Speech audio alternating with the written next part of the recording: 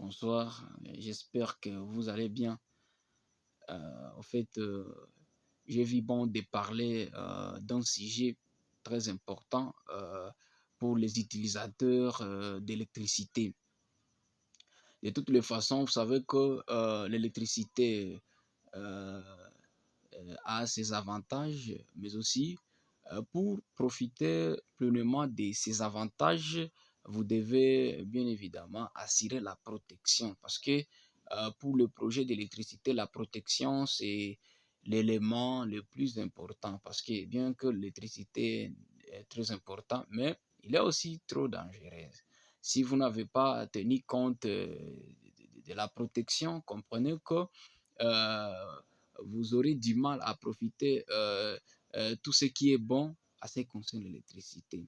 Voilà pourquoi euh, le, le- le- euh, pour le patron, pour les électriciens, les chercheurs en électricité, je vais vous parler, donc nous allons débattre ensemble les sujets concernant euh, une protection contre les coups de foudre, euh, une protection contre la surtension.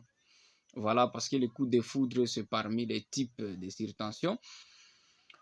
Alors, ce que vous devez comprendre est que souvent, ici chez nous en Afrique, je parle de l'Afrique précisément au Congo, parce que moi, je suis en République démocratique du Congo.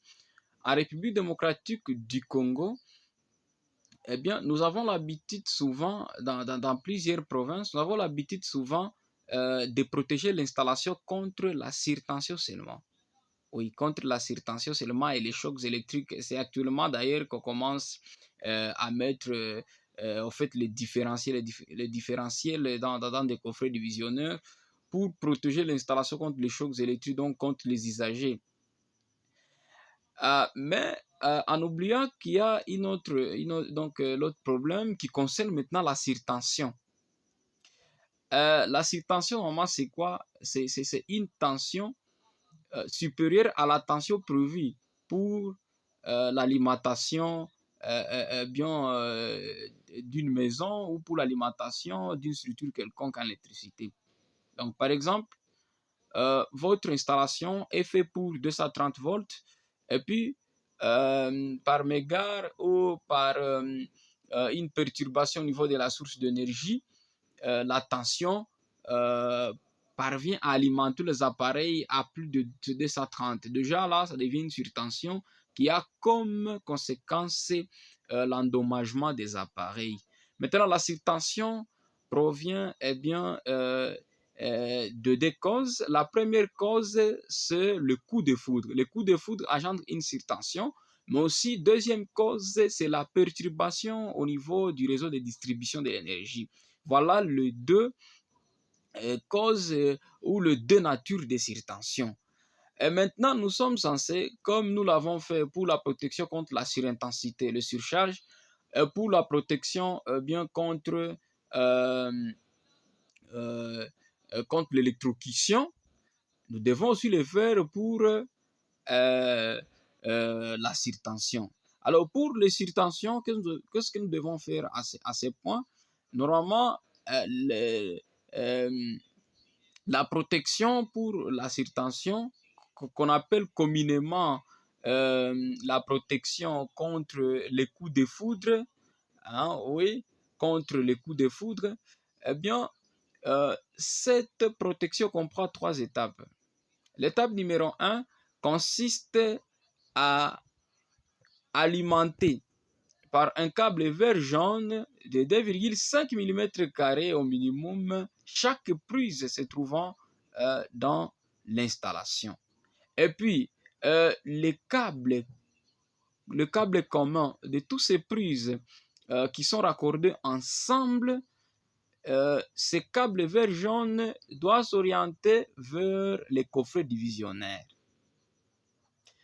Là, vous avez fini la première étape. Et deuxième étape, vous devez maintenant réaliser une mise à la terre. Les matériaux pour une mise à la terre, vous avez le piquet de terre, vous avez les sols du gazon, vous avez la bourse, vous avez les chaux, vous avez les radiateurs et autres matériaux. Le but de tous ces matériaux, c'est pour réduire la résistance électrique euh, euh, euh, inférieure, donc pour réduire la résistance électrique du sol à moins de 10 ohms. Donc, c'est pour tout simplement parce que normalement ici chez nous, au nord Kivu, dans la ville de Goma, nous avons un problème. Nous n'avons pas vraiment des sols qui comprennent une résistance nécessaire pour la mise à la terre. Maintenant, souvent, lorsque nous sommes de creuser, le sol nous racontera des difficultés, comme par exemple, vous, à un certain niveau, rencontrer de pierres, donc moi je dis de pierres dures. Donc, voilà. Alors, à ce stade-là, là qu'il y a des pierres dures, eh bien, nous devons creuser parce que le piquet de terre comprend au-delà d'1 mètre. Nous devons creuser donc un trou au moins de 2 mètres, 2 mètres de profondeur. Et puis ce trou va nous permettre là-dedans de mettre quelques matériaux qui vont pousser à ce que la résistance soit inférieure à 10 ohms. Voilà les rôles donc de tous ces matériaux dont je viens de vous citer là. Et puis par après, maintenant, nous allons relier le piquet. Alors nous pouvons utiliser un piquet ou plusieurs piquets, donc en cherchant toujours à réduire la résistance électrique. Donc lorsque vous utilisez plusieurs piquets, donc c'est pour réduire la résistance électrique. Voilà de votre mise à la terre là. Et puis nous allons les souder ensemble. Donc nous allons faire une connexion électrique de ces piquets ensemble. Et puis nous allons sortir un câble vert jaune d'une grande section qui va aller aussi donc aller aussi loger dans les coffrets divisionnaires. L'autre étape va consister maintenant à relier votre toiture, s'il s'agit d'une toiture métallique, bien évidemment, ou soit une toiture, ou soit tout autre matériau que vous avez dans votre maison en fer, je dis bien en fer ou en acier, vous devez le relier aussi avec un conducteur vert jaune. Eh bien, ces conducteurs-là doivent aussi se localiser dans les coffrets divisionnaires. Au niveau maintenant de votre tôle, vous devez placer ou placer voilà un paratonnerre. Un paratonnerre, vous devez le placer et puis vous allez connecter un fil vert jaune. Sa direction aussi, c'est vers les coffrets divisionnaires ou la boîte de division. Voilà. Maintenant, par après, la dernière étape va consister maintenant à placer un parafoudre. Un parafoudre, voilà. C'est ça normalement les étapes d'une mise à la terre. Je pense que je vais essayer de vous montrer maintenant, ça c'était une partie de la théorie, je vais essayer maintenant de vous montrer ça pratiquement. Donc la prochaine vidéo ici va maintenant me pousser à, donc, parce que j'ai un petit projet que je vais réaliser concernant une mise à la terre, donc concernant l'installation là du parafoudre. Eh bien, c'est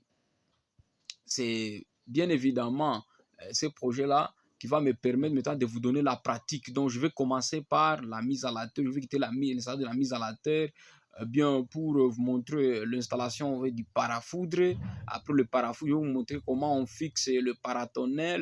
Je vais vous parler de tous les matériaux, de tous les composants qui composent une mise à la terre.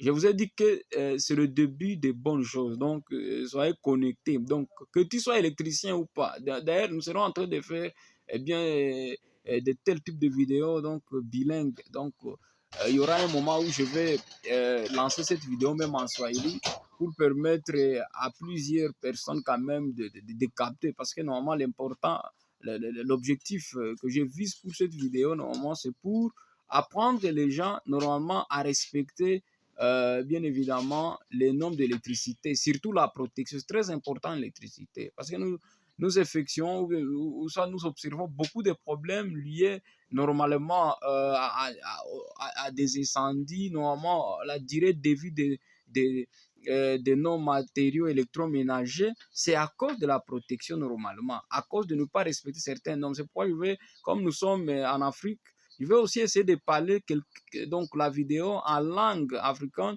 pour que les gens qui ne maîtrisent pas le français puissent quand même aussi bénéficier bien,